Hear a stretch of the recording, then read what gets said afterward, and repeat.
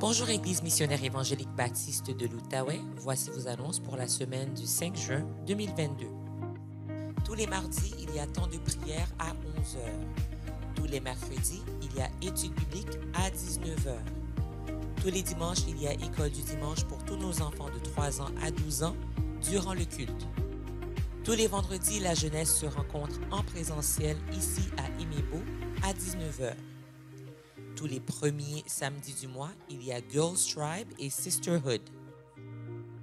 La prochaine rencontre du groupe des hommes sera samedi le 18 juin. Tous les dimanches matins, nous avons notre culte d'adoration et de louange à 10h en présentiel. Il y aura une présentation en anglais à Ejebo le 17 juin à 18h30. Le thème sera « Restaurer les relations brisées dans notre famille ». La présentation sera en anglais. Il y aura une période de questions bilingue. Ce sera au 284 King Edward à Ottawa en présentiel. Le conseil pastoral d'Imebo vous invite à une formation sur le leadership ministériel. Ce sera le samedi 2 juillet de 9h à 12h30. La formation est recommandée pour tous les anciens, les diacres, les diaconesses et les responsables de ministère. Cette formation sera en présentiel à Ejebo. Elle sera animée par M. Pierre Bergeron. Veuillez confirmer votre participation en contactant Pasteur Arsène. Pour les jeunes qui aimeraient apprendre à cuisiner et à coudre, il y aura camp de jour du lundi 18 juillet au vendredi 22 juillet. S'il vous plaît, vous inscrire auprès de Sœur Annie ou de Sœur Lourdes. Pour les dîmes et les offrandes, nous le faisons par virement Interac. L'adresse est trésorerie@imebo.org. Dans la section questions, vous mettez l'objet de votre don et le mot de passe est Imebo84 en minuscule. Nous souhaitons un joyeux anniversaire à tous ceux qui célèbrent un anniversaire de naissance, de mariage ou de conversion. Joyeux anniversaire. À tous nos visiteurs, nous vous souhaitons la bienvenue parmi nous. Si vous avez des questions ou un besoin, n'hésitez pas à nous contacter par les moyens affichés à l'écran en vous souhaitant bon culte, bonne adoration. Bon culte, bonne adoration, que la paix du Seigneur soit avec vous.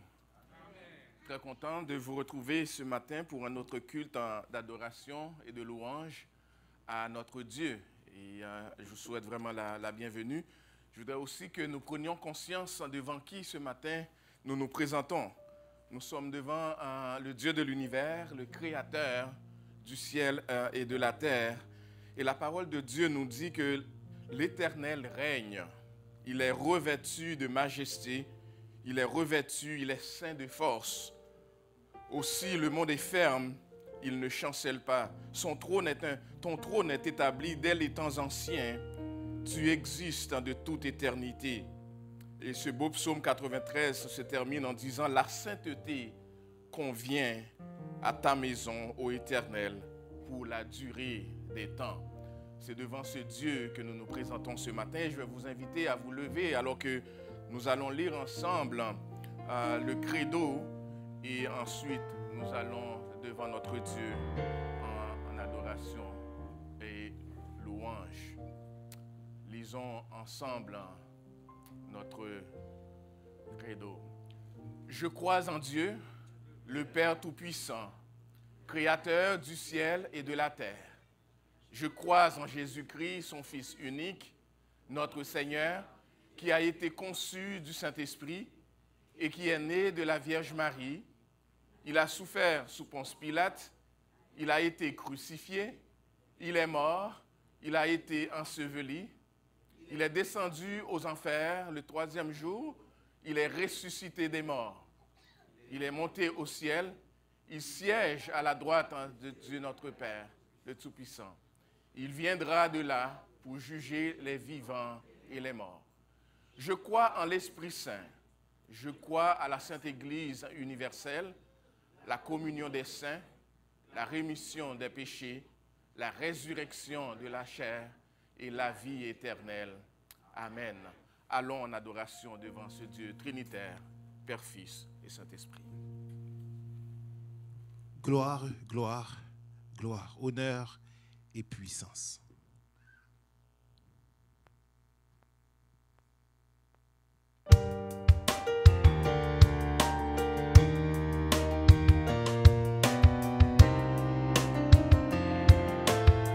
joie, chantons ensemble. Gloire.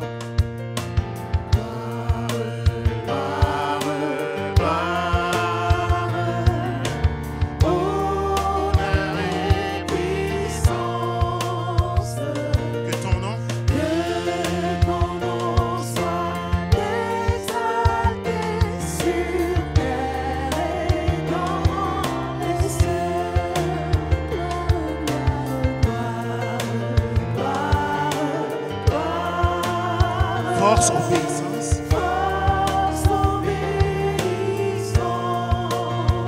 Pour ton amour était ton merveille.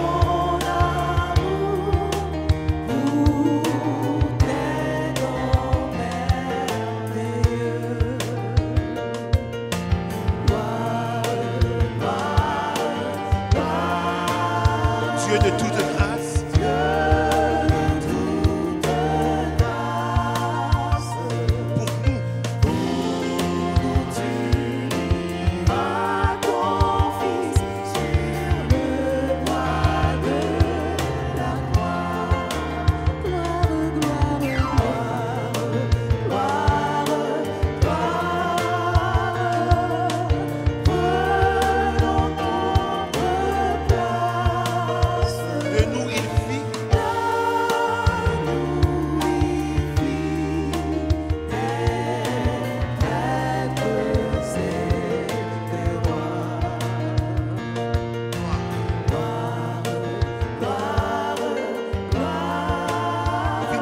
Espérance.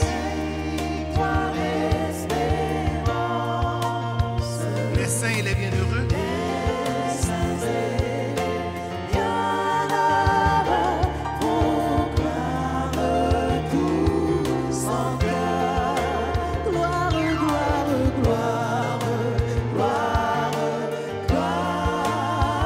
Et magnificence.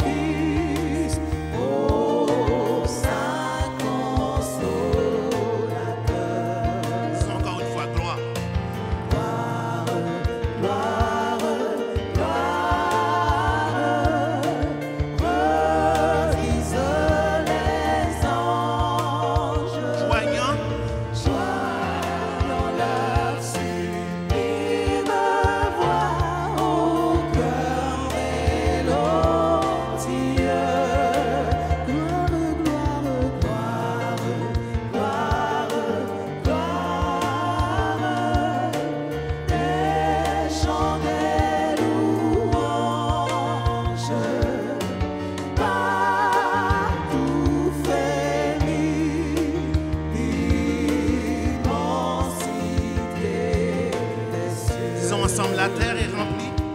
La terre est remplie de sa gloire.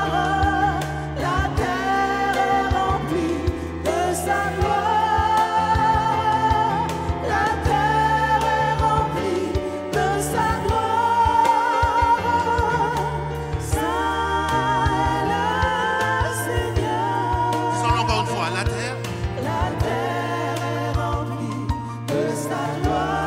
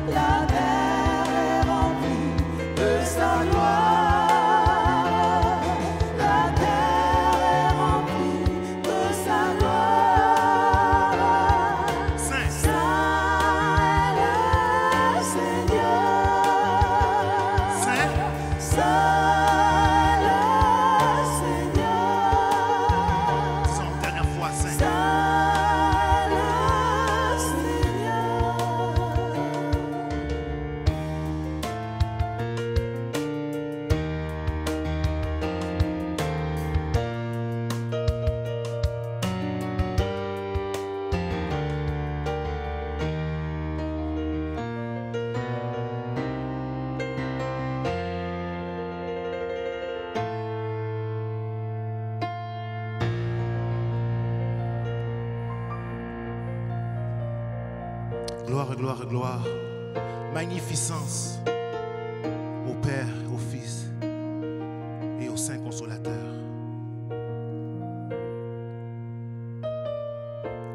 Soyez élevé, sois magnifié.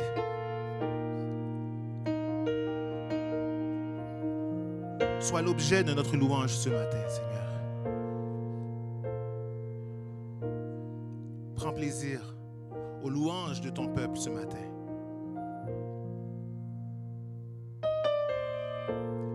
Là où nous voulons nous rappeler le début de cette église universelle, merveilleuse, pour laquelle notre Seigneur et Sauveur Jésus-Christ est allé jusqu'à la croix. Merci, Père. Merci pour le Saint-Esprit, cadeau promis et délivré. Gloire soit à toi, le Père, dès à présent et pour toute l'éternité. Dans le précieux nom de ton Fils Jésus, nous t'avons prié. Amen. Êtes-vous dans la joie d'être dans la maison du Seigneur ce matin, mes frères et sœurs? Nous allons continuer notre adoration en faisant la lecture qui sera projetée pour vous et nous la ferons tous ensemble.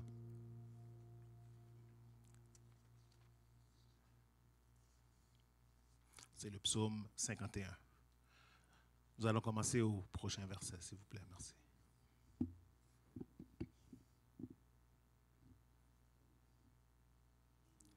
Ensemble. Ô Dieu, aie pitié de moi dans ta bonté. Selon ta grande miséricorde, efface mes transgressions. Lave-moi complètement de mon iniquité. Purifie-moi de mon péché. Je reconnais mes transgressions et mon péché est constamment devant moi. Toi seul, et j'ai fait ce qui est mal à tes yeux, en sorte que tu seras juste dans ta sentence, sans reproche dans ton jugement. Voici, je suis né dans l'iniquité, et ma mère m'a conçu dans le péché. Mais tu veux que la vérité soit au fond du cœur. Fais donc pénétrer la sagesse au-dedans de moi. Purifie-moi avec l'hysope, et je serai pur. Lave-moi, et je serai plus blanc que la neige. Accorde-moi l'allégresse et la joie, et les eaux que tu as brisées se réjouiront. Détourne ton regard de mes péchés, efface toutes mes iniquités. Ô Dieu, crée en moi un cœur pur, renouvelle en moi un esprit bien disposé. Ne me rejette pas loin de ta face, ne me retire pas ton Esprit Saint. Rends-moi la joie de ton salut et qu'un esprit de bonne volonté me soutienne. J'enseignerai tes voies à ceux qui les transgressent et les pécheurs reviendront à toi. Dieu de mon salut, délivre-moi du sang versé et ma langue célébrera ta miséricorde. Seigneur, ouvre mes lèvres et ma bouche publiera ta louange. Si tu eusses voulu des sacrifices, je t'en aurais offert. Je ne prends point plaisir aux holocaustes. Les sacrifices qui sont agréables, c'est un esprit brisé. Ô Dieu, tu ne dédaignes pas un esprit brisé ni contrit. Répands par ta grâce tes bienfaits sur Sion. Bâtis les murs de Jérusalem. Alors tu agréeras des sacrifices de justice, des holocaustes et des victimes tout entières. Alors on offrira des taureaux sur ton autel. Amen. Amen. De tout mon être, alors s'élève un chant. Dieu Tout-Puissant, que tu es grand. Mon cœur heureux redit la nuit le jour. Ô Dieu d'amour, que tu es grand.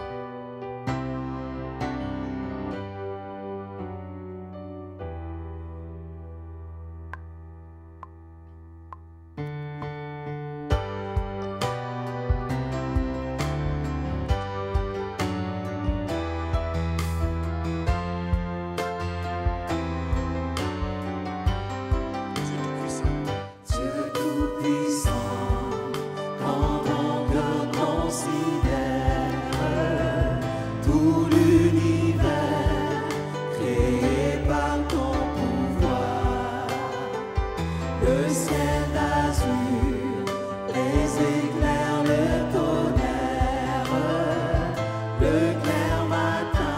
les ombres du soir. De tout mon être. De tout mon être, alors se lève un chant. Dieu tout-puissant, que tu es grand. De tout mon être, alors se lève un chant. Dieu tout-puissant, que tu es grand. Disons ensemble, car quand par les bois, ou la forêt profonde, j'erre et j'entends tous les oiseaux chanter. Et quand sur les monts, la source avec son nom, livre aux Zéphyrs son chant doux et léger. Laissez-moi en assembler mon cœur. Chaque instant, ô Dieu d'amour, que tu es grand. Mon cœur heureux s'écrie à chaque instant, ô Dieu d'amour, que tu es grand. Mais quand je chante, ô sublime mystère, qu'un Dieu si grand a pu penser à moi. Merci Seigneur. Et que son cher Fils, qui est devenu mon frère, et que je suis l'héritière du grand roi. Alors mon cœur dit la nuit, le jour, que tu es bon, que tu es bon, que tu es bon, ô Dieu d'amour, alors mon cœur dit la nuit, le jour, que tu es bon, ô Dieu d'amour. disons encore une fois, alors mon cœur dit la nuit. Alors mon cœur dit la nuit, le jour, que tu es bon, ô Dieu d'amour, alors mon cœur dit la nuit, le jour, que tu es bon, ô Dieu d'amour.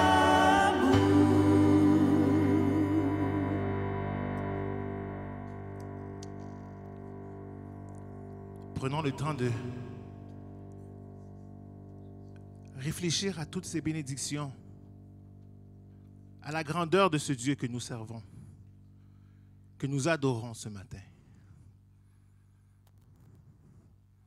Oh, quelle joie j'ai en Jésus, mon Sauveur.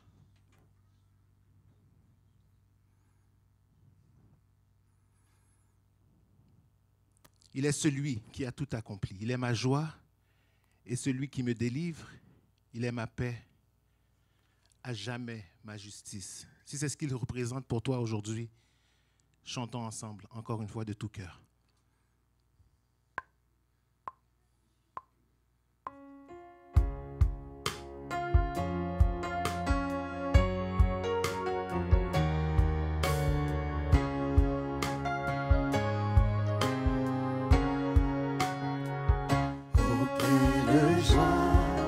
J'ai en Jésus mon Sauveur, il est celui qui a tout accompli. Il est ma joie et celui qui me délivre. Il est ma paix, il est ma paix, à jamais ma justice. À jamais ma justice. C'est là mon chant, Jésus est mon espérance, car ma vie est à lui pour toujours. Quelle grâce divine, ce n'est plus moi qui vis, mais c'est Christ qui vit en moi.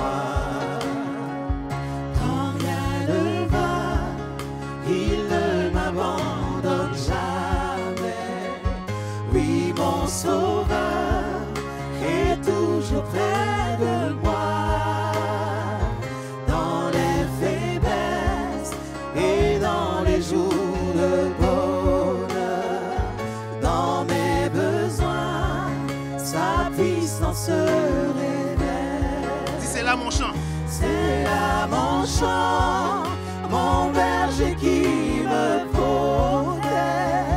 Dans la vallée, son esprit me conduit.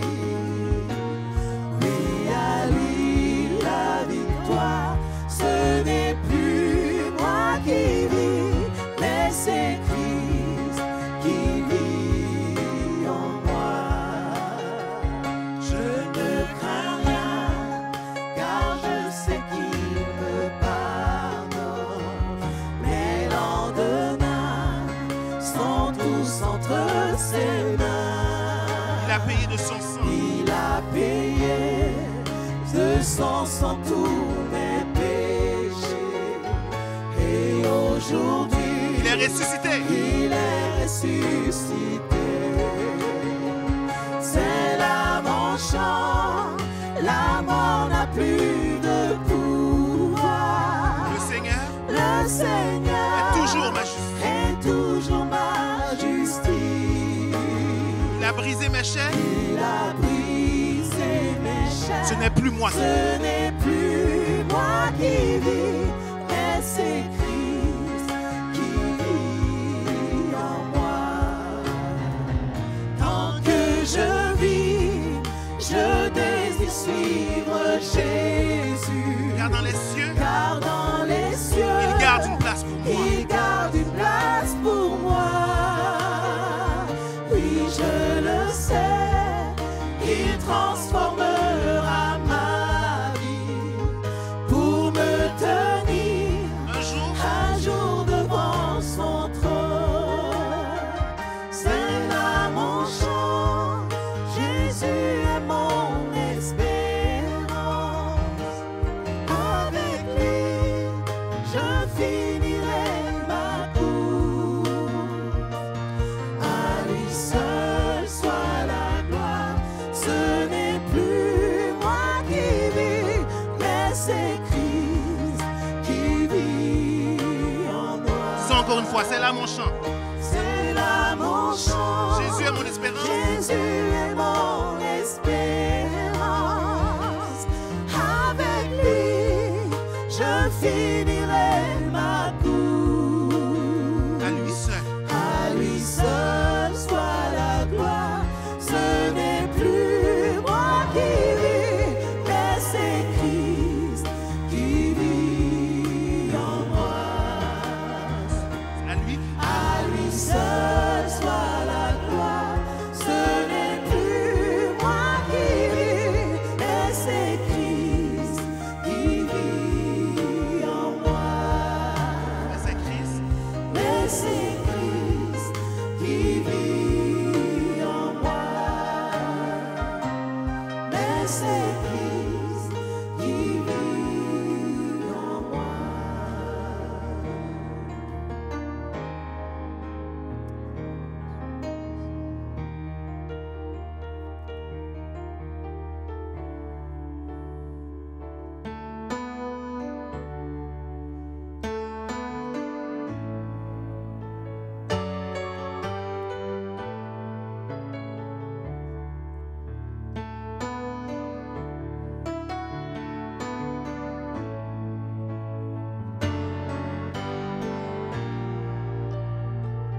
En Jésus seul. Jésus seul est mon espoir, lui ma lumière, ma force, mon chant, terre angulaire, Solide rempart. solide rempart, même quand l'orage devient violent. Oh, quel amour. Oh quel amour, oh quelle paix, les luttes cessent, la peur se tait, mon réconfort, mon plus grand bien, dans l'amour du Christ je me tiens. En Jésus seul. En Jésus seul, Dieu s'est fait chair. Dieu s'est fait chair, dans un enfant auquel mystère, ce don d'amour, De sainteté. de sainteté, a la croix. Jusqu'à la croix, il s'est livré. Sur lui la colère est tombée. Tous mes péchés, il les a pris. Par la mort de Jésus, je vis. Là dans la tombe. Là dans la tombe, il reposait, lumière vaincue par les ténèbres. Quel jour glorieux, il apparaît. D'entre les morts, il se relève. Et sur ma vie, par sa victoire, Le péché perd. le péché perd tout son pouvoir. Il est à moi. Il est à moi, je suis à lui, acheté par le sang de Christ. Je vis en paix, je meurs sans crainte, gardé par la puissance du Christ. Du premier cri Premier cri au dernier souffle, au dernier souffle. Jésus est maître. Jésus est maître de ma vie. Les plans des hommes Les plans des hommes ou du malin ne peuvent m'arracher de sa main. Et qu'il revienne ou me rappelle par la force du Christ. je disent tiens encore les plans des hommes les plans des hommes ou du malin ne peuvent m'arracher de sa main. Et qu'il revienne ou me rappelle par la force du Christ, je tiendrai. et qu'ils reviennent.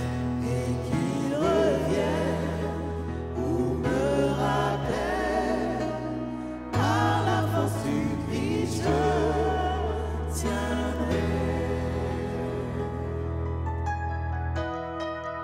Oh oui, c'est en toi seul qu'est notre espoir. Toi, notre lumière, notre force, notre chant. Et Seigneur, du premier cri au dernier souffle, tu restes maître de ma vie, Père. Les plans des hommes et du malin ne peuvent m'arracher de ta main.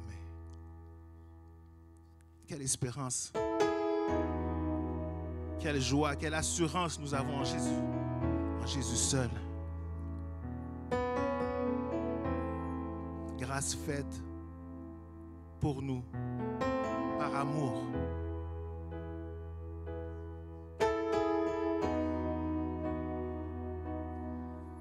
Comme on l'a chanté, ce n'est plus nous qui vivons, c'est Christ qui vit en nous.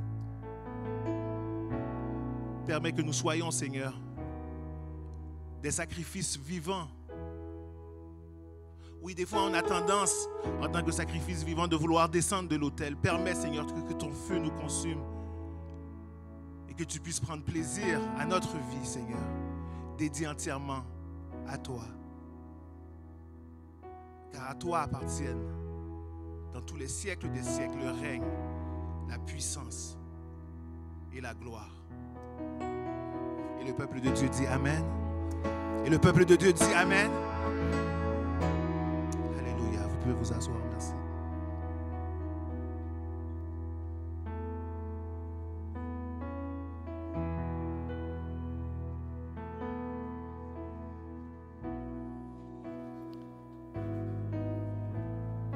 Dieu trinitaire, Père, Fils et Saint-Esprit, tu mérites toute adoration, toute louange, toute action de grâce. En ce jour où, volontairement, librement, nous nous assemblons pour t'adorer, t'offrir une adoration en esprit et en vérité.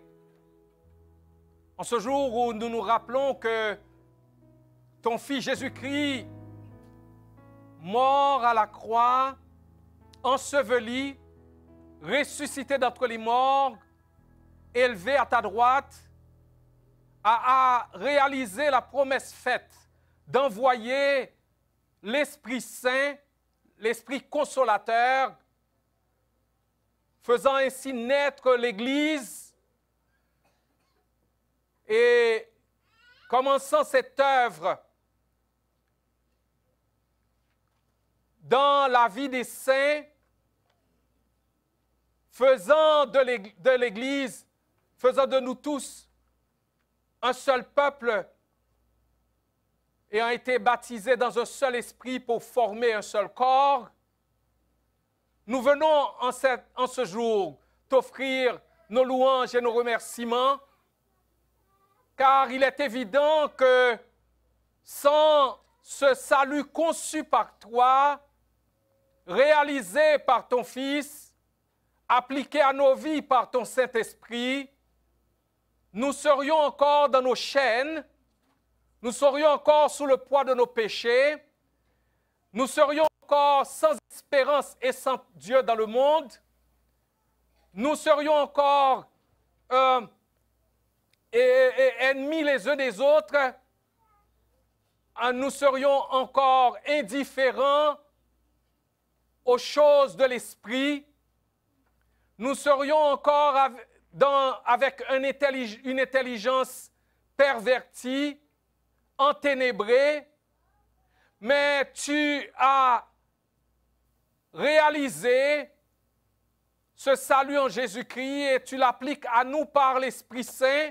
Merci pour ton Esprit qui a convaincu nos cœurs de péché, de justice et de jugement, qui nous a conduits à Christ, qui nous a attirés à Christ, qui est venu faire son habitation en nous, qui par la parole nous a rendu, a produit la régénération, faisant de nous tes fils et tes filles d'adoption.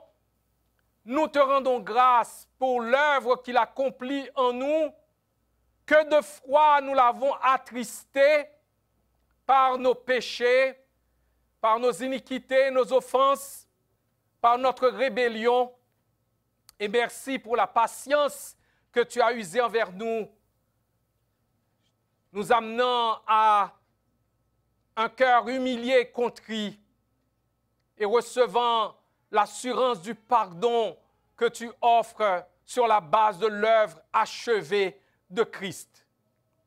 Nous te bénissons, Père, de ce que tu nous rappelles en ce jour que par l'Esprit qui a été répandu, eh bien, maintenant, tu as un peuple composé d'hommes et de femmes, de toute nation, de toute culture, de toute langue, de tout peuple. Et nous nous réjouissons de pouvoir t'adorer ensemble ce matin dans cette unité réelle accomplie par l'œuvre de la croix. Les murs qui séparaient Juifs et Grecs ont été renversés. Les murs qui nous séparaient aussi, comme peuple, tribu, nation, ont été renversés. Et tu fais de nous un peuple uni qui chante ta gloire ensemble ce matin. Gloire soit à toi pour cela. Gloire soit à toi, ô Père, pour l'œuvre de ton Saint-Esprit, car nous comprenons que lorsque cette Église aurait les plus grandes chorales, les musiciens les plus doués, lorsqu'il aurait des prédicateurs des plus exceptionnels, lorsque cette Église aurait des locaux des plus impressionnants, lorsque cette Église aurait des stratégies de communication, de publicité extraordinaires, nous savons qu'il n'y a rien qui se produirait sans l'œuvre de ton Saint-Esprit. Aussi, Père, en ce jour, nous venons pour te dire, remplis cette Église de ton esprit. Remplis chaque disciple de ton esprit. Car nous savons que l'appareil peut être beau, peut avoir toutes les fonctions, tous les boutons possibles, Mais s'il n'est pas branché, il n'y a rien qui se produira. Nous voulons être constamment branchés, constamment dépendants de l'Esprit de Jésus-Christ. Et nous prions, Père, pour ceux qui sont sauvés, tu les aides à marcher dans la sainteté, que tu les aides à marcher d'une manière digne de la grâce qu'ils ont reçue, et que tu continues de nous donner la grâce de la persévérance, la grâce de l'obéissance, et que, Père Céleste, tous ceux qui marchent comme disciples, nous puissions voir leur progrès devenir de plus en plus évident pour tous, parce que ton Esprit Saint sera à l'œuvre dans chaque vie. Quant à ceux qui fréquentent cette Église ou qui écoutent les cultes, Père, mais qui ne sont pas encore dans une relation d'intimité avec toi par la foi en Jésus-Christ, nous te prions de les attirer à Jésus par l'action de ton Saint-Esprit. Oui, Père, fais-le. Fais-le, car nous croyons que tu es glorifié dans le salut des perdus. Et nous savons, Père, que tu veux sauver. Et nous prions, Père, que ce matin même, que la parole proclamée ne reste pas sans effet dans la vie de ceux qui vont l'écouter, aussi bien les sauvés que ceux qui ne le sont pas encore, que ta parole ne retourne point à toi, sans avoir accompli ta volonté et réalisé tes desseins. Nous venons, Père, en ce jour aussi, te demander de garder ton Église, alors qu'elle vit ces jours-ci des situations qui sont difficiles dans les pays où il y a encore la liberté, comme dans les pays où ton Église est privée de liberté. Ce matin, visite nos frères et sœurs qui sont persécutés, ceux qui sont en prison, ceux qui ont été rejetés par des membres de leur famille, ceux qui souffrent à cause de Jésus-Christ. Visite-les, touche-les, renouvelle leur force, sèche les larmes de leurs yeux. Et là où il y en a qui crient ce matin, jusque à quand? Donne-leur la grâce de la patience pour attendre ce jour où toi, tu viendras rétablir toutes choses, où leur délivrance et la nôtre définitivement arrivera.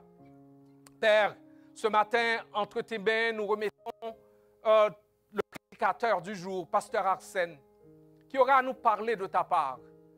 Papa, nous ne voulons pas simplement entendre une autre prédication. Nous voulons que cette parole qui va être proclamée soit une rencontre de chacun de nous avec Jésus-Christ dans le jardin de l'Écriture. Et nous voulons que cette parole ne retourne point à toi sans effet. Nous voulons vraiment, Père, l'écouter avec un cœur ouvert, disposé. Et donne-nous le vouloir et le faire, afin que nous puissions la mettre en application pour ta gloire et ta gloire seule. Nous te prions, Père, enfin que tu bénisses nos enfants qui écouteront ce matin ta parole. Bénis la personne qui leur parlera de ta part et que cette parole pénètre leur cœur, qu'ils répondent favorablement à ton appel de grâce et que nous puissions nous réjouir de les voir se développer à l'image de Jésus-Christ. Entre tes mains aussi, nous remettons les dîmes, les offrandes que ton peuple t'apporte. Que ta grâce soit sur ton Église, afin que tous les besoins soient satisfaits, que cette Église soit riche aussi en bonnes œuvres, et que réellement, à toutes les fois que tu lui donnes la grâce de partager, qu'elle le fasse avec un cœur reconnaissant, un cœur compatissant, un cœur généreux, et que tu sois ainsi glorifié. C'est au nom et par les mérites de ton Fils Jésus-Christ, qui nous a appris à t'appeler Père, que nous te prions ainsi. Notre Père qui es aux cieux, que ton nom soit sanctifié, que ton règne vienne, que ta volonté soit faite sur la terre comme au ciel. Notre pain, pardonne-nous nos péchés comme aussi nous pardonnons à ceux qui nous ont offensés. Et ne nous laisse pas succomber à la tentation. Mais Seigneur, délivre-nous du malin, car c'est à toi qu'appartiennent le règne, la puissance et la gloire au siècle des siècles. Amen.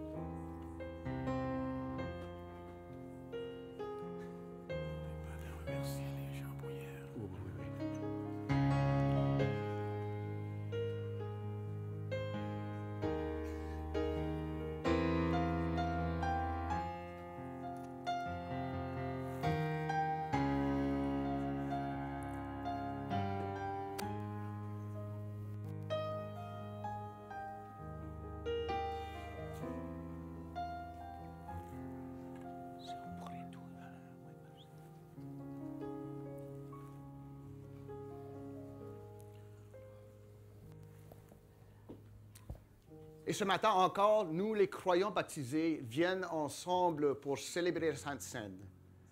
Si le baptême est un engagement à Jésus-Christ comme son armée, la Sainte Seine est un acte de reconnaissance, pas en cherchant à se faire pardonner, mais en exprimant notre reconnaissance envers Jésus-Christ, qui seul s'est livré, qui est le seul sacrifice, le seul souverain sacrificateur qui peut sauver. Donc, ce n'est pas un sacrifice qu'on célèbre ce matin, c'est un acte de reconnaissance. Je vais lire pour nous, à partir de verset 17, 1 Corinthiens chapitre 11. Puis oui, je commence un peu de bonheur dans le texte, mais c'est pour expliquer, pour souligner quelque chose pour nous qui venons à la table.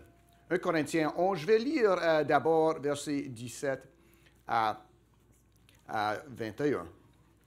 En donnant cet avertissement, l'apôtre Paul va conseiller, va s'adresser à l'Église de Corinthe et à nous.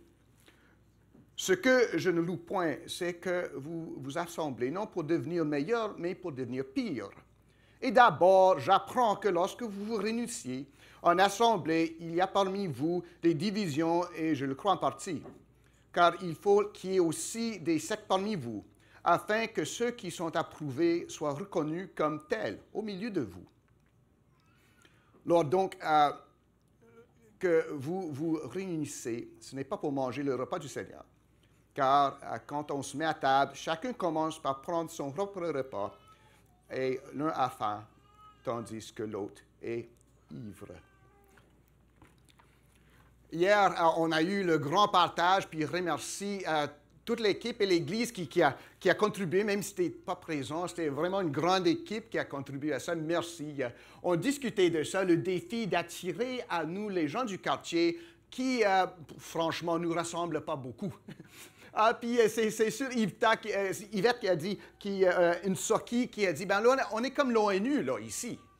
Tu sais, il y a des gens de tous les pays. Puis pour la plupart d'entre nous, même, le français, ce n'est pas notre langue maternelle. C'est soit l'ingala, le créole, l'espagnol, même pour certains l'anglais. Hein? Mais ce qui est arrivé, c'est que lorsqu'on s'approche à la table, il y a un truc de grammaire dont il faut se rappeler. Moi, comme anglophone, différencier entre tu et vous, des fois, pour moi, c'est difficile. Donc, quand je te dis tu à un moment, puis le prochain, je vous dis vous, là, soyez pas insultés, c'est juste moi qui me trompe. Mais ici, Jésus ne s'est pas trompé. Au début d'un mois où ce qu'on est appelé, voire on est instruit à célébrer toutes des genres de différences d'expressions personnelles que la Bible rejette. Ici, Jésus nous appelle à faire le contraire. Il a fait de nous d'un tu, un vous, pour faire de cet vous un tu. Vous comprenez? On était des tu, des toi, des individus. On cherchait notre chemin, on l'avait trouvé, puis le chemin de la perdition. Jésus nous a sauvés.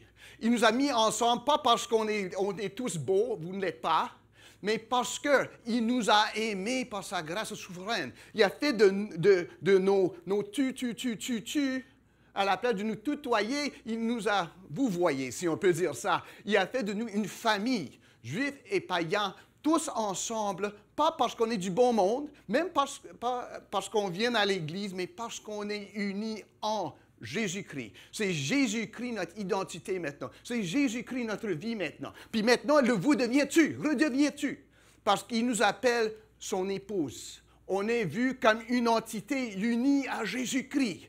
On trouve notre individualité dans cette communauté qui se voit comme un individu épousé par le Fils de Dieu Jésus-Christ. Puis c'est ça qu'on célèbre ici. On voit ici, on parle d'un vous qui est devenu un tu. On n'est pas des individus. On pense aux autres avant de penser à nous-mêmes et on pense à Jésus-Christ avant tout. On pense aux autres parce que Jésus a pensé à nous, s'est livré pour nous tous. Il nous a changé des tu en vous pour être le tu, le toi chéri de Jésus-Christ.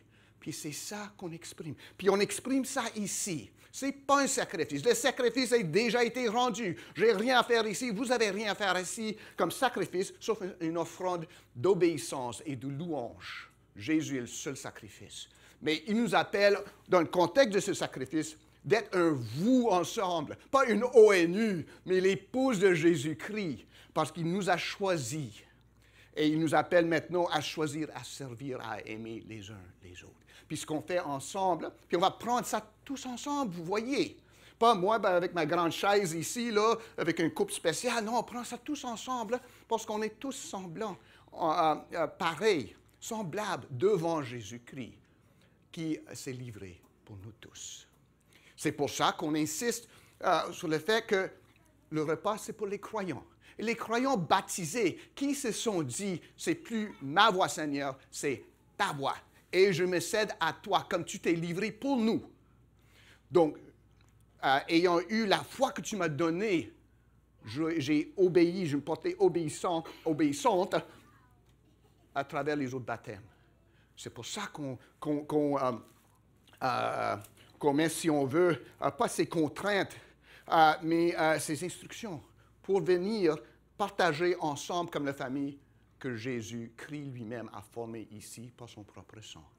Si vous avez marché avec le Seigneur, si vous y croyez, si vous avez passé à travers les autres baptêmes, venez et partagez avec nous ce que Jésus nous donne. Car j'ai reçu du Seigneur ce que je vous ai enseigné, c'est que le Seigneur Jésus, dans la nuit où il fut livré, prit du pain et après avoir rendu grâce, le rompit et dit, « Ceci est mon corps qui est rompu pour vous. Faites ceci en mémoire de moi. » Je vais demander à mon frère Bernard de rendre grâce pour le pain qui est pour nous, le corps de notre Seigneur par la foi. Père Céleste, nous louons ton nom pour le privilège que tu nous accordes de nous approcher à ta table. Nous réalisons et nous sommes d'accord que ce n'est vraiment pas par nos œuvres, ce n'est pas notre position sociale, ce ne sont pas nos réalisations qui nous donnent accès à cette table, mais bien le sacrifice parfait de ton Fils Jésus-Christ par amour pour nous. Merci Seigneur. Bénis ce pain que nous allons prendre, Seigneur, symbole de ton corps meurtri pour nous à la croix. Mais permets qu'il nous fasse du bien. Au nom de Jésus, nous te prions, Seigneur. Amen.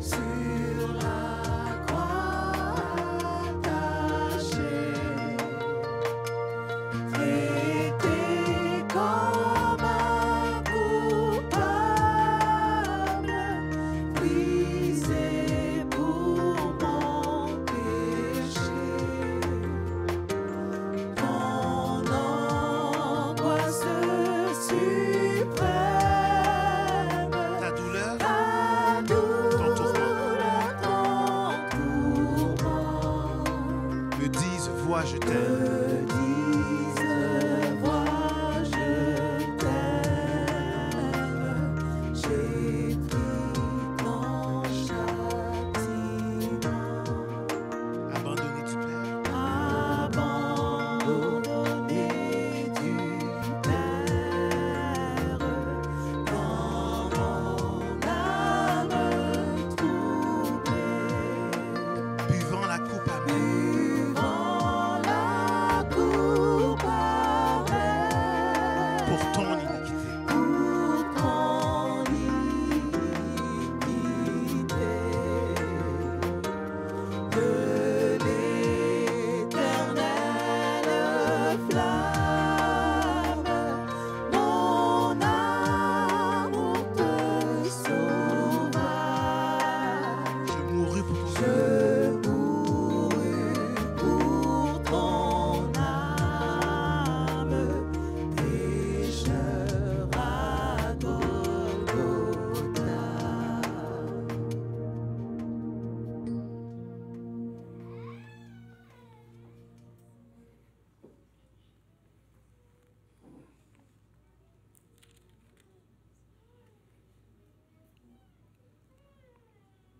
Jésus a dit, ceci est mon corps, rompu pour vous. Faites ceci en mémoire de moi.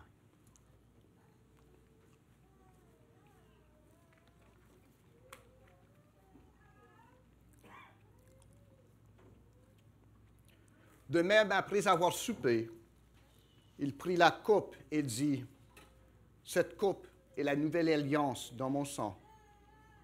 Faites ceci en mémoire de moi toutes les fois que vous en boirez, car toutes les fois que vous mangez ce pain et que vous buvez cette coupe, vous annoncez la mort du Seigneur jusqu'à ce qu'il vienne. Je vais demander à notre sœur Myrlande de rendre grâce pour la coupe. Père, ta colère est complètement satisfaite. Merci Jésus. Nous finirons jamais à te dire merci Seigneur Jésus, de ce que ton sang a coulé pour nous, pour tous nos péchés, nos iniquités, nos fautes, nos erreurs, nos faiblesses. Nous te disons merci de ce que nous sommes lavés par ton sang qui a coulé pour nous. Gloire à toi Seigneur, et maintenant nous sommes assis auprès de toi. Merci Seigneur pour ton sang qui a coulé pour nous et nous pouvons le partager comme symbole maintenant. Béni soit ton Saint-Nom. Amen.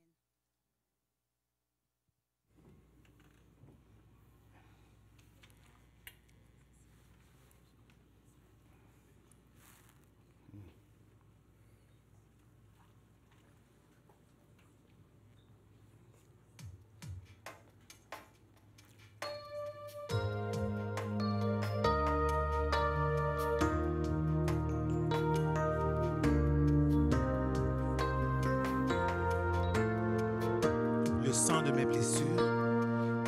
Le sang de mes blessures,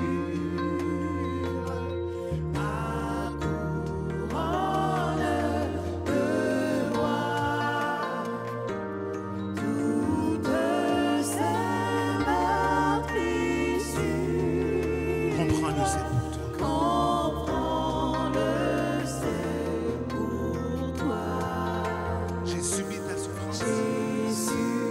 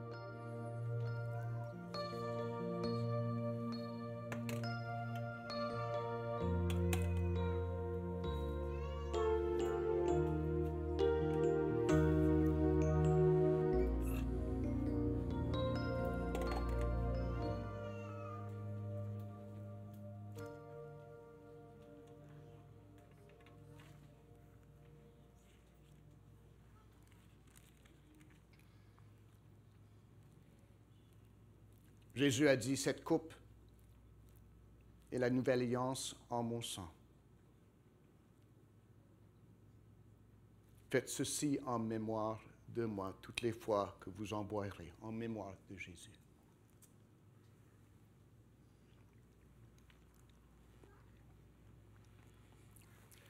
Juste pour revenir au sujet de la grammaire.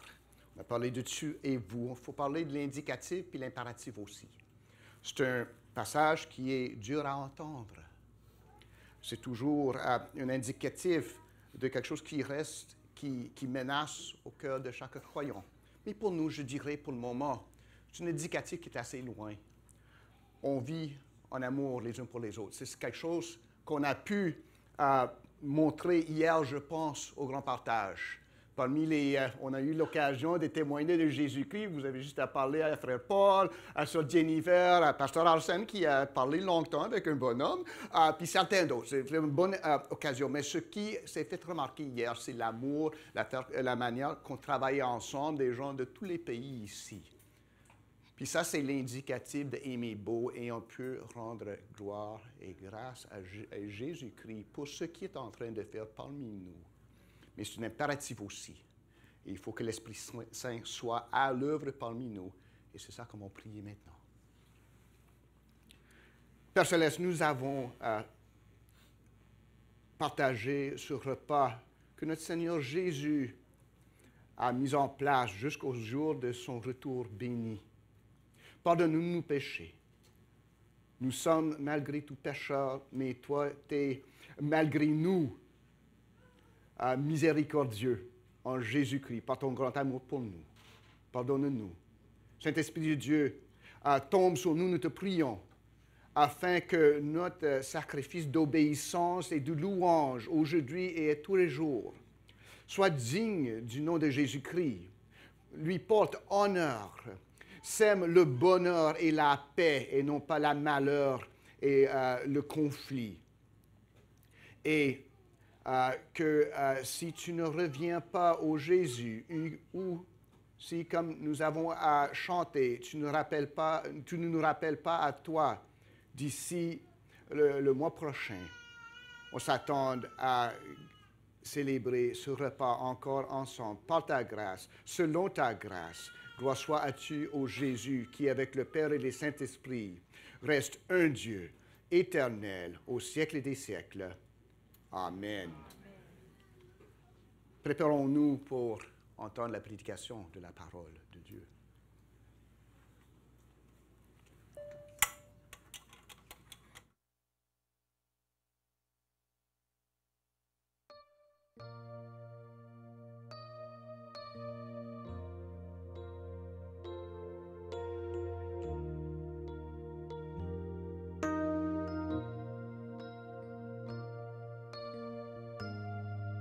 Les enfants peuvent monter avec les moniteurs pour la classe de l'école du dimanche.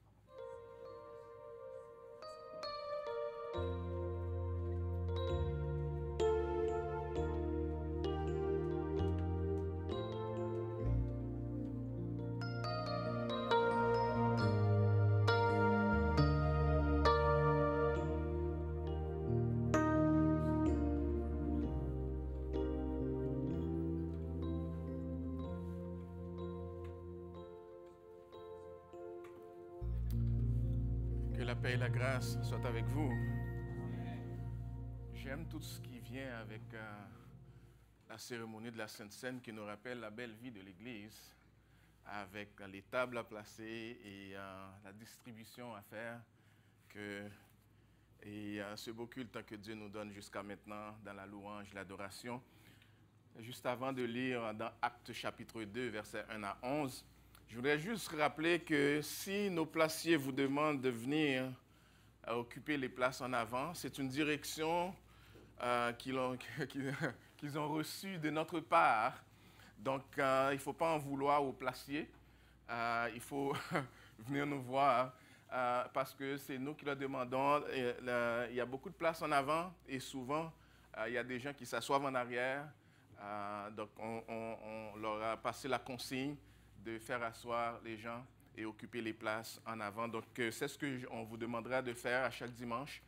Je comprends que dans certains cas, pour les gens qui ont des jeunes enfants, qui peuvent vouloir s'asseoir en arrière, mais dans les autres cas, s'il vous plaît, coopérez. Et même si vous êtes en retard, à ce moment-là, tout le monde verra que vous êtes en retard et on pourra même vous applaudir. On va lire ensemble dans Actes chapitre 2. Le Seigneur, par son Saint-Esprit, a fait en sorte que par la prière de la part de notre pasteur Francky et la prédication ou la présentation de la Sainte Seine ce matin, nos deux frères, mes collègues, ont touché à l'essentiel de ce qu'on va voir ce matin. Et ce que je vais faire, je vais éviter de répéter ce qu'ils ont déjà dit, qui sont des enseignements fondamentaux. Et on va lire le texte, on va lire deux autres textes et arriver à une conclusion pour un peu répéter, mais de manière, d'une autre manière, ce qu'ils ont déjà enseigné à la gloire de Dieu. Je lis pour nous dans Actes chapitre 2, les 11 premiers versets. Actes 2, 1 à 11. Le jour de la Pentecôte, ils étaient tous ensemble dans le même lieu. Tout à coup, il vint du ciel un bruit comme celui d'un vent impétueux, et il remplit toute la maison où ils étaient assis. Des langues semblables à des langues de feu leur apparurent, séparées les unes des autres, et se posèrent sur chacun d'eux. Ils furent tous remplis du Saint-Esprit et se mirent à parler en d'autres langues, selon que l'Esprit leur donnait de s'exprimer. Or, il y avait en séjour à Jérusalem des Juifs, hommes pieux, de toutes les nations qui sont sous le ciel. Au bruit qui eut lieu, la multitude accourut et elle fut confondue parce que chacun les entendait parler dans sa propre langue. Ils étaient tous dans l'étonnement et la surprise, et ils disaient les uns les autres, « Voici ces gens qui parlent, ne sont-ils pas tous galiléens? Et comment les entendons-nous parler dans notre propre langue à chacun, dans notre langue maternelle? » Parthes, Mèdes, Élamites, ceux qui habitent la Mésopotamie, la Judée, la Cappadoce, le Pont, l'Asie, la Phrygie, la Pamphylie, l'Égypte, le territoire de la Libye voisine de Cyrène, et ceux qui sont venus de Rome, juifs et prosélytes, crétois et arabes. Comment les entendons-nous parler dans nos langues des merveilles de Dieu? Comment les entendons-nous parler dans nos langues les merveilles de Dieu? Et que l'Esprit du Seigneur bénisse sa parole ce matin. Parce que, chers amis, tout le premier chapitre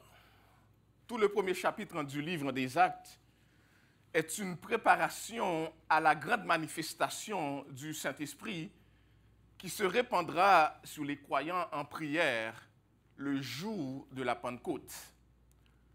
Pour les chrétiens, Pentecostais, en grec, qui signifie 50e, 50 jours après Pâques, rappelle l'effusion du Saint-Esprit sur les apôtres les apôtres rassemblés, c'est ce qu'on vient de lire, rassemblés dans une maison à Jérusalem, effusion qui fut accompagnée de phénomènes surnaturels extraordinaires.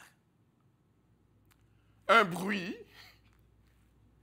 du ciel semblable, et il faut comprendre chaque mot dans le texte. Lorsqu'on dit semblable ou lorsqu'on dit comme, ça ne veut pas dire c'est ça, mais c'est semblable, c'est comparé.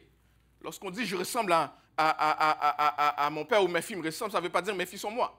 Ça ressemble, c'est semblable. Et c'est important qu'on le note dans la lecture. Un bruit du ciel semblable à un violent coup de vent. Apparition de langues qui ressemblent à des flamèches. Alors que ses disciples étaient assemblés. Et tout cela arrive.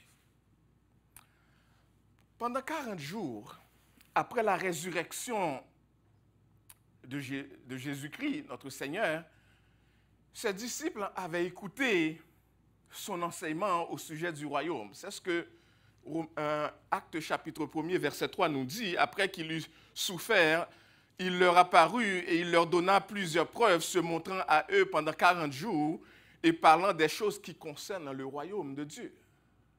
Donc après sa résurrection, Jésus a enseigné à ses disciples des choses qui concernent le royaume de Dieu. Ses disciples avaient reçu la promesse que le Saint-Esprit leur serait accordé afin de réaliser la mission que Dieu leur confie.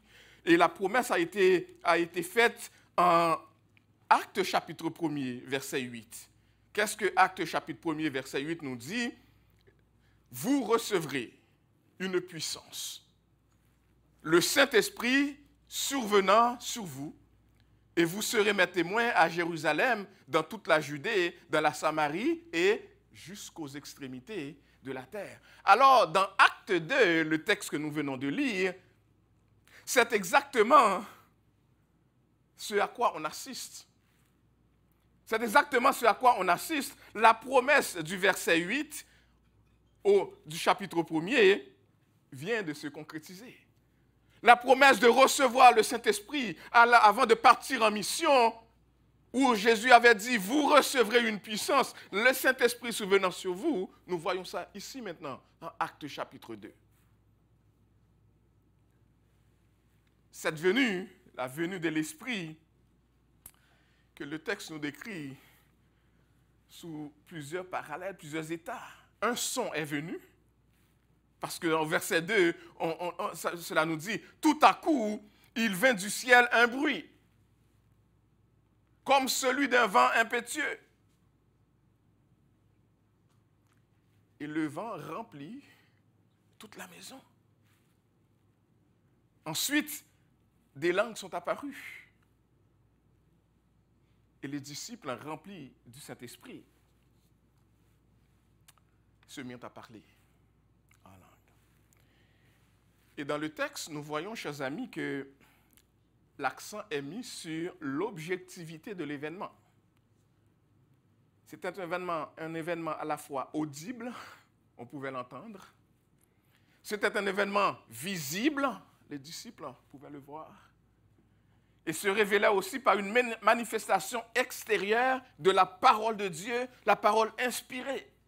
Et en quelques détails, je me propose de sauter certains éléments, puisque ça a déjà été souligné, comme je l'ai dit tantôt, autant dans nos prières que durant ce culte, pour insister sur quelques points importants de notre texte. Parce que dès le verset 2,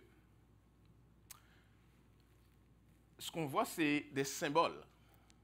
Et c'est important qu'on saisisse ces symboles de ce qui s'est passé. Un bruit qui vient tout à coup du haut du ciel. Un vent impétueux, le texte nous dit. Un vent impétueux, c'est quelque chose qui rallie à la fois rapidité et puissance. Ça vient d'un seul coup et c'est fort. Ça ne peut pas passer inaperçu. C'est une manifestation de la présence et de l'action de Dieu qui remplit toute la maison. un bruit tellement fort, un bruit tellement puissant, que les gens qui étaient de loin, pour d'autres raisons, l'ont entendu et vont accourir pour voir qu'est-ce qui se passe. Cette description offre une image très juste de la puissance qui a été manifestée en Actes chapitre 1, verset 8, et de la liberté de l'esprit qui, comme le vent, souffle où il veut et fait la volonté de Dieu. Le texte nous dit au verset 3, « Des langues semblables à des langues de feu leur apparurent, séparées les unes des autres et se posèrent sur chacun d'eux. » C'est important de comprendre ces îles dont il est question dans le texte.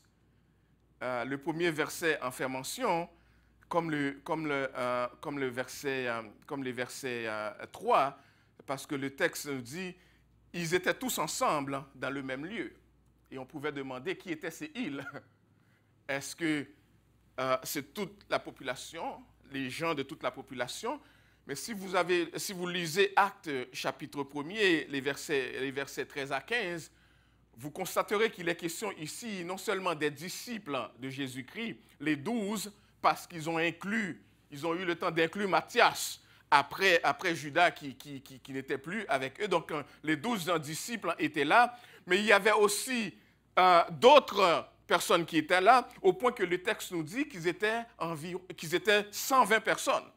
Et je lis pour nous, question de vous le montrer vous-même, verset 15, qui nous dit, « En ces jours-là, Pierre se leva, acte 1er, verset 15, Pierre se leva au milieu des frères, le nombre des personnes réunies était environ 120. » Donc, les disciples, et il n'est pas exclu qu'il y ait eu d'autres personnes qui étaient autour et qui suivaient. Cette apparence de feu, symbole biblique de la présence de Dieu, cette apparence de feu, symbole biblique de la présence de Dieu que l'on voit dans 1 Roi chapitre 19, verset 11 à 12, que l'on voit dans Job chapitre 38, dans Exode 3, moyen actif de purification, pouvait révéler aux disciples l'action universelle qui allait devenir pour eux ce qu'on appelle le baptême de feu.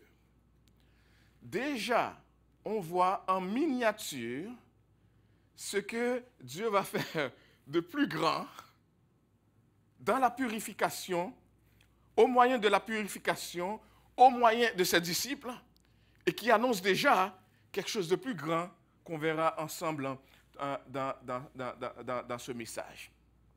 Tous étaient remplis du Saint-Esprit selon le verset 4. Tous les disciples. Il ne faut pas voir dans tous ici seulement les apôtres.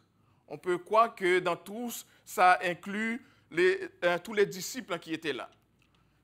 Une façon de nous dire que être rempli de l'Esprit de Dieu ou vivre dans la plénitude de l'Esprit de Dieu, ce n'est pas quelque chose qui est réservé seulement aux pasteurs, seulement aux anciens. Le chrétien, celui qui est en Christ, peut vivre cette plénitude de l'Esprit.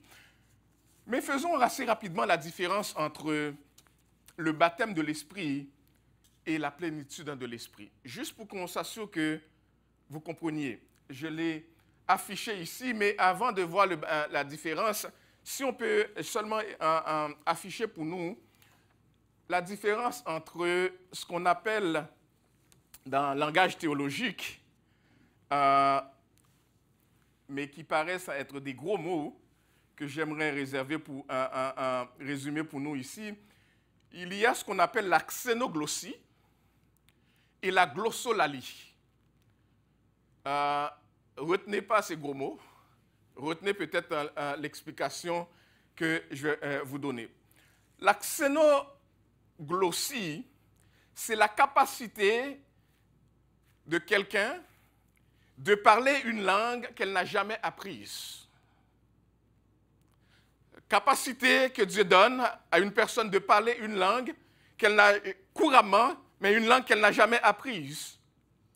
Alors que la glossolalie, c'est un état extatique, ça revient à parler une langue qui n'existe pas. On entend les gens autour de nous dire des choses et puis on dit qu'est-ce qu'ils veulent dire, personne ne comprend ce qu'ils veulent dire, mais eux, ils se pensent dans un état ils pensent qu'ils sont dans un état parce qu'ils sont vraiment dans un état extatique, pas un état surnaturel ni spirituel, et qui parlent une langue qui n'existe pas. Et c'est important de saisir cela. En passant, les études ont démontré que après avoir suivi une expérience de glossolalie, les étudiants qui écoutaient cette expérience-là pouvaient eux-mêmes, 20% d'entre eux pouvaient facilement répéter ce qu'ils venaient d'entendre. Autrement dit, on peut assister à quelqu'un à côté de quelqu'un qui est en état extatique et qui se dit parler en langue, et cette personne-là dit n'importe quoi. 20 minutes plus tard, la personne qui était à côté pourrait répéter la même langue inexistante, le même bavardage que l'autre personne. Et on dit, à force de pratique, on peut arriver à 70% à répéter les mêmes choses, donc à dire du bavardage sans comprendre ce qu'on dit. Alors que la xénoglossie, c'est la capacité que Dieu donne à quelqu'un qui n'a jamais appris le russe et qui se tient à côté d'un russe et que Dieu veut partager l'évangile. Dieu lui donne la capacité de parler en russe pendant que le russe qui est à côté comprend parfaitement cet homme et qui, après avoir fait cette expérience avec Dieu, ne comprend plus le russe. Est-ce que vous voyez toute la différence et toute la profondeur? Dieu qui vient animer son serviteur ou sa servante pour enseigner dans une langue qu'il n'a jamais apprise. Et cette personne-là, après cette expérience avec Dieu, qu'il soit au 7e ou au 3e ciel, après cette expérience avec Dieu, ne maîtrise plus la langue, ne connaît plus la langue. Et on voit, c'est cet événement qu'on voit ici, si on doit le résumer. Après le bruit qui est venu, c'était dans une période de grande célébration en Israël pour le peuple juif, parce que la fête de la Pentecôte, c'était une des 3 fêtes principales, avec la fête des pains sans levain et la fête de la récolte. C'était une des fêtes principales pour le peuple juif. Et il y avait une grande assemblée qui était réunie à ce moment-là. Et les chercheurs disent à peu près qu'il pouvait être entre 600 000 et 1 million de personnes qui étaient assemblées ce jour-là. Et au bruit qui se fait entendre, la parole nous dit que tous ces gens qui étaient en ce lieu pour le pèlerinage, pour la fête, venaient voir qu'est-ce qui s'est passé. Autrement dit, la manifestation de l'Esprit ne s'est pas faite pour que les disciples de Jésus, les serviteurs de Dieu qui étaient là, commencent à se prendre pour qui que ce soit d'autre. Mais Dieu a fait une œuvre surnaturelle et extraordinaire pour la propagation de l'Évangile, pour la prédication de l'Évangile. Et c'est important qu'on saisisse cela. Parce qu'il y a plusieurs personnes qui se basent sur ce texte pour enseigner toutes sortes de doctrines. Et il est important qu'on comprenne cette grande différence entre le parler une langue qui existe, mais qu'on n'a jamais apprise, mais que l'Esprit nous permet de parler parce qu'il veut communiquer à ces personnes-là qui sont là et qui doivent entendre l'Évangile. Et la glossolalie, qui est un état extatique, et que cette langue-là n'existe pas, et que les gens parlent, et qu'on peut se demander, ces gens-là qui donnent souvent l'impression d'être en relation avec Dieu, tu es en relation avec quelque chose, mais ce n'est pas le Dieu de Jésus-Christ. Le Dieu de Jésus-Christ n'est pas un Dieu de désordre. Lorsqu'il parle, son peuple comprend. Son peuple entend. Son peuple en est édifié. Ce n'est pas en général des sujets qui suscitent beaucoup de amen. Ce n'est pas tellement grave. C'est pas grave. Faisons la différence maintenant. Faisons la différence entre le baptême de l'Esprit et la plénitude de l'Esprit. Il est important de le saisir. Le baptême de l'Esprit est un acte qui est unique. Le baptême de l'Esprit est un acte qui est unique, une fois pour toutes, par lequel Dieu inclut, unit tous les croyants dans le corps de Christ. C'est ce qu'on appelle la conversion. Okay? Le baptême de l'Esprit.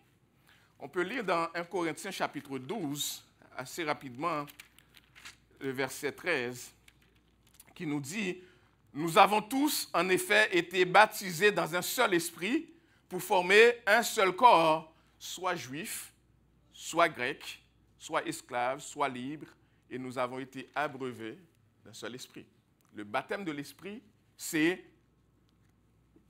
Dieu, par l'œuvre de Christ, dans la foi en Christ, qui nous unit tous les croyants dans le corps de Christ. Tandis que la plénitude de l'Esprit, c'est une réalité qui peut se renouveler.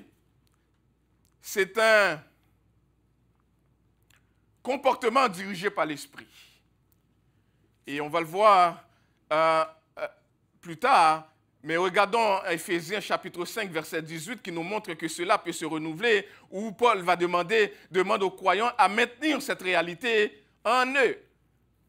Par exemple, on voit dans la Bible plusieurs exemples de cela. Je n'aurai pas le temps de lire pour nous Acte 4, verset 8, verset 31, Acte 6, verset 5. Mais la plénitude de l'Esprit donne à la fois l'assurance dans la prédication, la propagation de l'Évangile et l'influence de l'Évangile. Être rempli de l'Esprit dans le Nouveau Testament, en fait, le terme « rempli » est souvent utilisé pour parler de quelque chose qui domine le reste. C'est l'Esprit qui vient dominer tout l'être entier. Hein? L'Esprit qui domine tout l'être entier. Être rempli du Saint-Esprit signifie être totalement dominé, contrôlé par l'Esprit de Dieu, être soumis à l'Esprit de Dieu. La plénitude de l'Esprit nous donne de la sagesse qui influence nos décisions, nos pensées et nos actions. Et c'est pour cela que dans la Bible, on peut voir que Étienne était rempli de foi. Le mot rempli veut dire ça vient dominer tout le reste. On voit les pharisiens étaient remplis de folie. Donc, ça vient remplir tout le reste, toute leur pensée. La Bible parle d'être rempli d'amour, où l'amour domine notre vie. Quand on est rempli de l'Esprit, chers amis, la parole de Dieu nous pénètre et nous enseigne et nous porte à rendre continuellement action de grâce. Nous sommes préoccupés par le service au Seigneur. Nous sommes préoccupés par ce que Dieu veut. Nous sommes préoccupés à connaître la volonté de Dieu. Nous sommes préoccupés à faire sa volonté. Ceux qui sont remplis du Saint-Esprit, c'est des personnes qui ont déjà été baptisées par le Saint-Esprit. C'est important de saisir cela. On ne peut pas être rempli du Saint-Esprit si on n'a pas été baptisé de l'Esprit. Autrement dit, mais j'espère que ce n'est pas moi qui te rend aussi fatigué, mon âme. C'est important de saisir cette différence. Étant donné ce qu'on a dit par rapport à celui qui est baptisé de l'Esprit, celui qui est baptisé de l'Esprit, c'est un croyant en Jésus-Christ. C'est celui qui a mis sa foi en Christ. Il a été baptisé. L'Esprit de Dieu demeure en lui. Cette personne-là peut être remplie par l'Esprit de Dieu. Mais quelqu'un qui n'est pas croyant, qui n'a pas mis sa foi en Jésus-Christ, ne peut pas être rempli par le Saint-Esprit. Autrement dit, on ne peut pas allumer un interrupteur pour qu'il y ait de la lumière s'il n'y a pas d'abord l'électricité. Le baptême, être baptisé du feu, c'est avoir l'électricité dans la maison. On peut rentrer ici et on trouve qu'il n'y a pas de lumière. Mais ça ne veut pas dire qu'il n'y a pas d'électricité. L'électricité est là. Et Pasteur Francky a donné tantôt une autre illustration. Donc, l'électricité est là. C'est l'électricité qui est la vie, l'Esprit de Dieu en moi. Mais pour que cet esprit se manifeste, se fait entendre, se propage, je dois allumer l'interrupteur. Pour que la lumière s'allume dans une maison où il y a de l'électricité, encore faut-il que j'allume l'interrupteur. Et là, on voit la lumière. Et souvent, ce qu'on voit, C'est une vie où il y a l'électricité, mais on marche pareil dans la noirceur. Parce que le chrétien ne vit pas cette vie qui glorifie Dieu.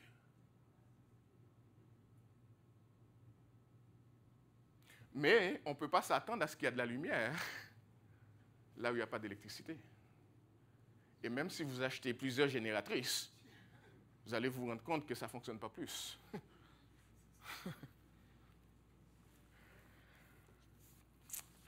Allons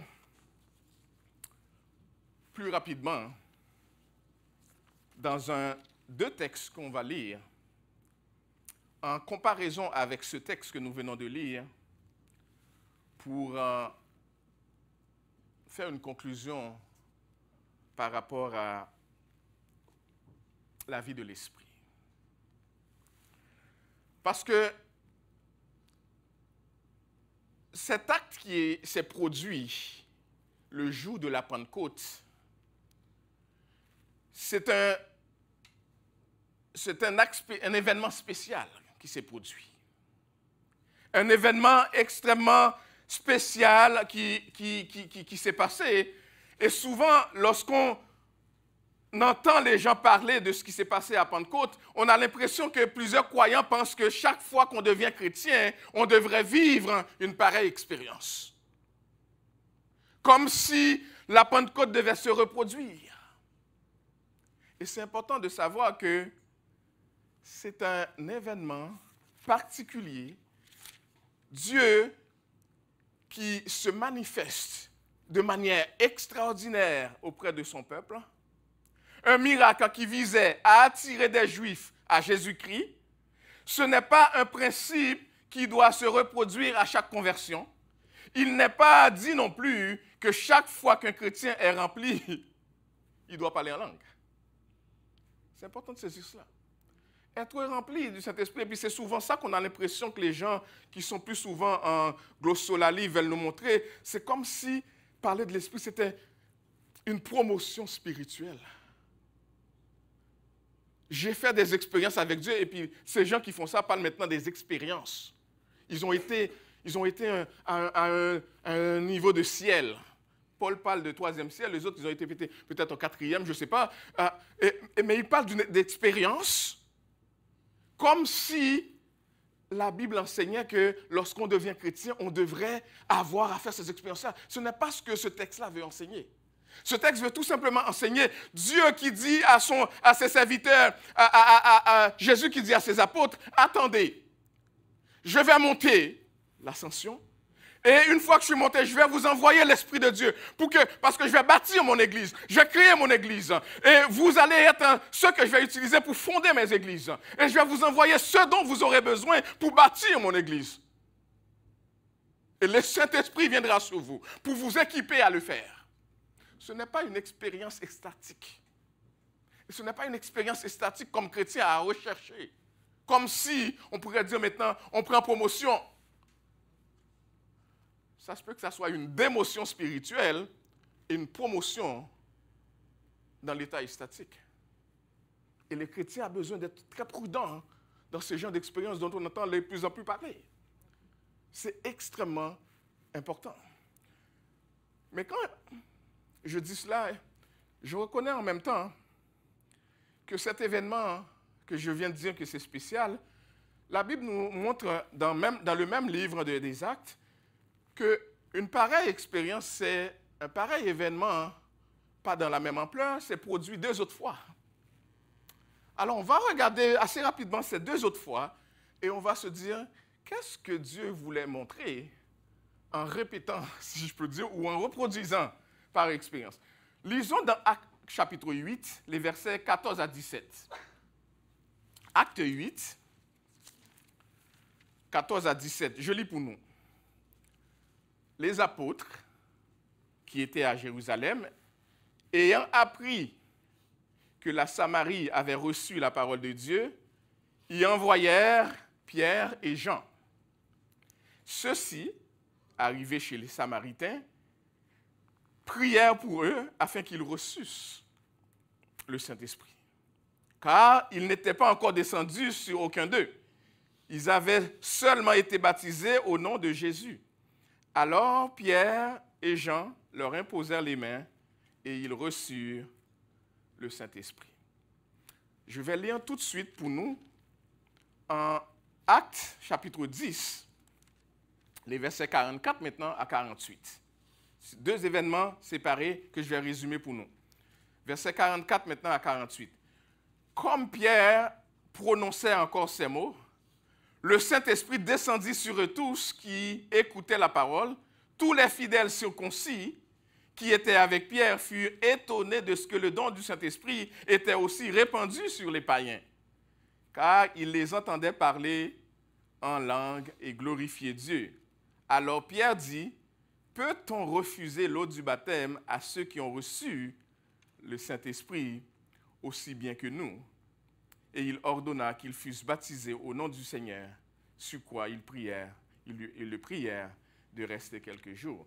Deux événements que je vais résumer pour nous. Le premier, dans Acte 8, versets 14 à 17. C'est l'évangile à la Samarie. Les Samaritains, chers amis, c'était des Juifs qui ont eu des mariages intergroupes avec des païens. Ils étaient méprisés par les Juifs qu'on dit pure laine. La tendance voulait que ces Samaritains devenus chrétiens soient aux yeux des Juifs chrétiens, des disciples de deuxième classe. Vous pouvez imaginer un instant être ici dans ce lieu d'adoration et qu'on penserait qu'il y aurait un groupe qui serait culturellement, à cause de leurs différences culturelles, aurait des privilèges spirituels en comparaison à d'autres. Alors, qu'est-ce qui s'est passé? Dans l'intention de corriger cette discrimination spirituelle, fondée sur la discrimination culturelle, qu'est-ce que l'Esprit de Dieu fait? L'Esprit de Dieu a délégué Pierre et Jean. Pierre et Jean étaient deux piliers du christianisme. L'Esprit de Dieu les a délégués dans l'église à Samarie et arrivés là, qu'est-ce qu'ils ont noté? Ils ont noté que Dieu envoie l'Esprit parmi ces gens qu'on avait tendance aussi à sous-estimer à cause de leurs différences culturelles. Et il y a une leçon là-dedans que Dieu voulait et communiquer à Pierre et Jean, et communiquer à l'Église dans le temps, et communiquer à nous aujourd'hui. Quel est ce message? Quelle est cette leçon? C'est que tous les disciples de Jésus-Christ, peu importe leur passé, peu importe leur culture, peu importe leur situation économique, peu importe la couleur de leur peau, peu importe, les chrétiens forment un seul corps en Jésus-Christ. Les chrétiens forment un seul peuple en Jésus-Christ, peu importe d'où ils viennent. Et c'est la leçon. Et c'est pour ça que je vous ai dit tantôt, mes frères ont touché à certains égards ce message. Ce qu'il faut comprendre, chers amis, en Jésus-Christ, il n'y a pas de disciples de deuxième classe. Amen. Amen. Il n'y a pas de disciples de deuxième classe. En Jésus-Christ, chers amis, nous formons un seul corps. Certains plus instruits que d'autres, mais un seul corps. Certains plus riches que d'autres, mais un seul peuple. Certains mieux instruits, mais un seul peuple de Jésus-Christ. Vous savez quoi, chers amis? L'Évangile fait tomber toute barrière culturelle.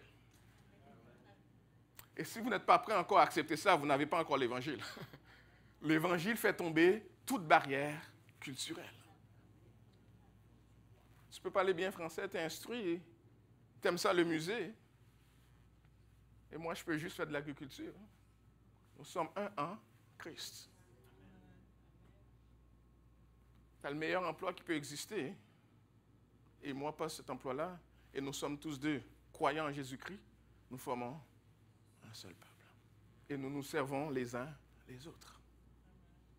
C'était le but de cet événement qu'on a vu dans Actes chapitre 8, versets 14 à 17. Et au chapitre 10, versets 44 à 48, c'est exactement ce qui s'est produit avec une seule différence. La seule différence, c'est que maintenant, ce n'était pas quelque chose qui s'est produit parmi des Samaritains, parce que les Samaritains, c'est juifs mélangés qu'on peut dire, mais là, c'était parmi les non-juifs, parmi les païens. C'est ça la différence. C'est parmi les païens. Et le miracle se produit afin que tous les chrétiens comprennent que, en Christ, il n'y a ni juif, ni samaritain, ni non-juif, ni grec, ni haïtien, ni québécois, ni camerounais, ni nicaraguayens, etc. Nous sommes tous des enfants adoptifs, unis par le sang précieux de Jésus-Christ, coulé sous la boîte du calvaire pour nous. Amen. Tous.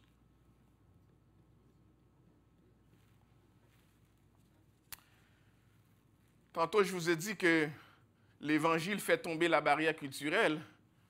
Maintenant, j'aimerais vous dire que l'Évangile fait tomber toute barrière ethnique. Ce n'est pas seulement l'instruction, c'est aussi d'où je viens. Peu importe d'où je viens. Je suis en Christ, tu es en Christ, nous sommes un corps. Et nous devons faire tomber ces barrières ethniques. Nous ne prêchons pas seulement l'Évangile aux Haïtiens.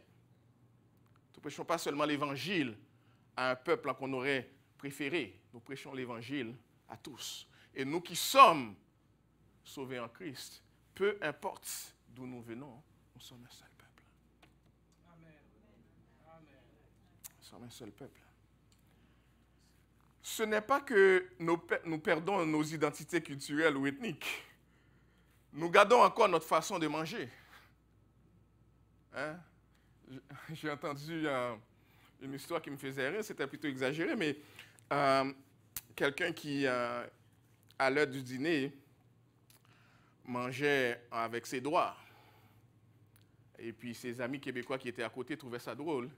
Et puis il leur a dit, écoute, c'est les premières fourchettes que Dieu a créées, n'est-ce pas? Et il décidait, Paul dit Amen. Je pense pas qu'on ait besoin d'aller dans ces exagérations. mais nous gardons notre façon de manger, nous gardons notre façon de parler, n'est-ce pas? Nous gardons notre façon de nous habiller, n'est-ce pas? Mais lorsque ça touche notre relation avec Dieu, lorsque ça touche la famille spirituelle, lorsque ça touche l'Église de Jésus-Christ, nous formons un seul. Nous cherchons le bien des uns des autres. Nous travaillons pour le même objectif. Nous regardons vers le seul et même Dieu. Nous servons ce Dieu ensemble, sans différence. Cela veut dire que nous embrassons quelque chose de plus précieux que nous avons en commun, la vie nouvelle dans la mort et la résurrection de Jésus-Christ. Chers amis, si Jésus est ton sauveur, comme il est le mien, nous sommes un, dans un lien d'amour. Si Jésus est ton sauveur comme il est le mien, nous sommes un, dans un lien d'amour. Un lien tissé serré, comme on dit ici au Québec. Un lien tissé serré. Un lien enraciné dans la mort. Un lien enraciné dans la résurrection, un lien enraciné dans l'ascension de Christ, établi avant même la fondation du monde. Ce corps qui est le corps de Christ, cette Église qui est l'Église de Jésus-Christ, ce n'est pas quelque chose que les hommes ont décidé. C'est Dieu qui, avant même la fondation du monde, a décidé que Dieu formerait un peuple de toutes les nations, de toutes les tribus, de toutes les langues, de tous les peuples. Un peuple qui lui donnera gloire. Un peuple qui vivra pour sa plus grande gloire. Ce n'est pas un accident que nous soyons l'Église que nous sommes aujourd'hui. Dieu nous a unis, nous a réunis de différents arrière-plans et nous a mis ici pour former cette église locale qui fait partie de la grande église pour représenter cette Nations Unies. Mais je préfère cette nouvelle vie que l'on trouve seulement en Jésus-Christ. Seulement en Jésus-Christ. Nous sommes les sœurs et les frères de la grande famille de Dieu, inaugurée par Jésus-Christ, selon Marc chapitre 3, verset 4, et adoptés en Dieu le Père. Et la Bible dit, nous qui sommes, peu importe cet arrière-plan, la Bible dit, aujourd'hui, nous sommes une race élue. Un sacerdoce royal. Un peuple acquis. Autrement dit, lorsqu'on parle de la famille de Dieu, peu importe cette différence qu'il y avait avant, aujourd'hui, lorsqu'on parle des saints de Dieu, on me compte moi aussi, peu importe ma situation financière. Lorsqu'on parle de peuple de Dieu, on me compte moi aussi, malgré ma misère, comme étant dans le royaume de Dieu. Un sacerdoce qui lui apporte l'honneur, qui lui apporte la louange. Nous nous joignons ensemble, comme dans les peuples de partout dans le monde, comme les séraphins, comme les archanges qui le font nuit et jour. Nous nous joignons ensemble, comme une famille. Nous apportons la gloire, l'honneur à celui seul qui le mérite, Jésus-Christ, qui est la tête, le chef de sa famille spirituelle. Quelles sont les marques, je termine là-dessus, quelles sont les marques de ceux qui appartiennent à cette nouvelle famille? Ils se repentent de leurs péchés. Ils embrassent le Christ par la foi et obéissent au commandement de Dieu pour mener une vie de fidélité et de sainteté. Et ma question pour vous qui m'écoutez ici ou en ligne, est-ce le cas pour vous? Vous êtes-vous déjà repenti de vos péchés? Vous soumettre à l'autorité de Jésus-Christ et le reconnaître comme roi des rois, seigneur des seigneurs et maître de l'univers? Si ce n'est pas le cas, laissez-moi vous inviter à le faire maintenant et être accueillis dans la famille de Dieu. Mais si c'est le cas pour vous, vivons la vie chrétienne dans sa simplicité. Sa simplicité veut dire obéissante à la parole de Dieu. Non pas chercher des expériences, mais à vivre selon l'expérience que Christ a faite pour nous. Expérience extraordinaire. Il nous a donné ce qu'il avait de plus cher. Dieu nous a donné Christ qu'il avait de plus cher. Et lorsque Christ devait laisser ce monde, il a dit, je ne vous laisserai pas orphelins. Qu'est-ce qu'il fait? Il nous donne son esprit qui vit en nous. Et lorsque l'Esprit de Dieu vit en nous, il n'y a pas d'autre expérience à rechercher. Parce que l'expérience la plus extraordinaire, c'est que Dieu vit en moi, à la gloire de son nom. Que Dieu nous bénisse abondamment.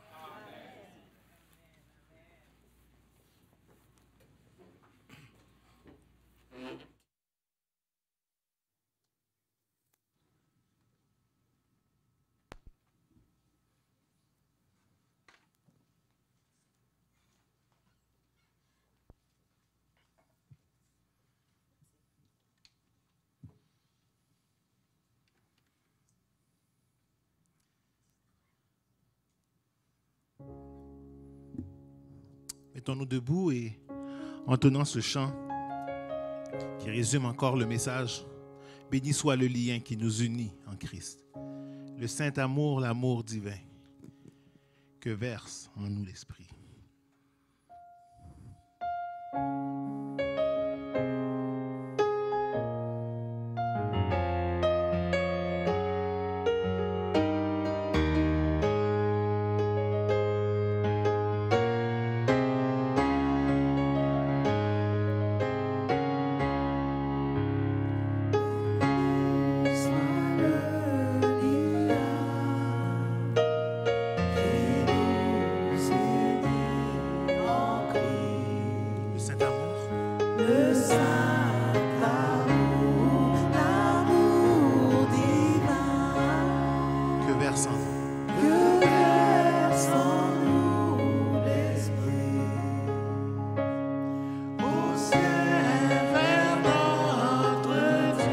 Avec joie et ferveur.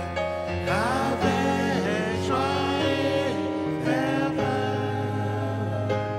S'élèvent nos chants et nos pleurs. Parfum doux, Seigneur. Parfum doux, ô Seigneur. Mettons en commun. Nous mettons en commun.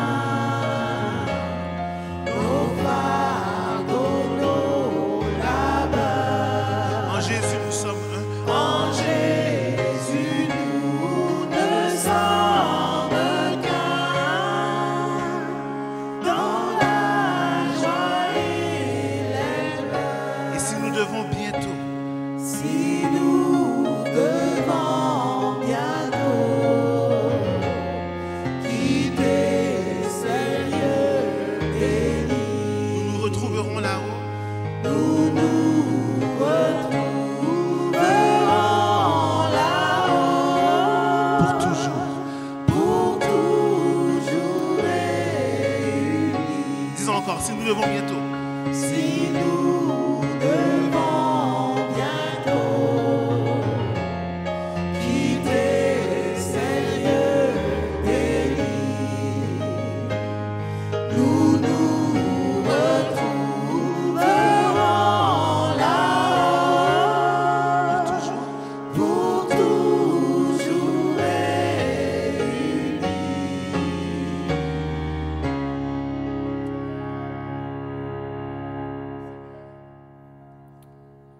Notre frère Claude et Irénia, notre sœur Séraphine et d'autres frères et sœurs voudraient bien se joindre à nous pour chanter ce même chant.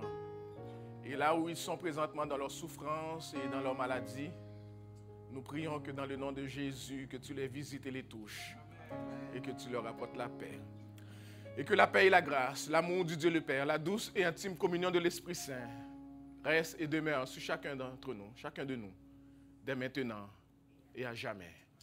Que Dieu nous bénisse abondamment.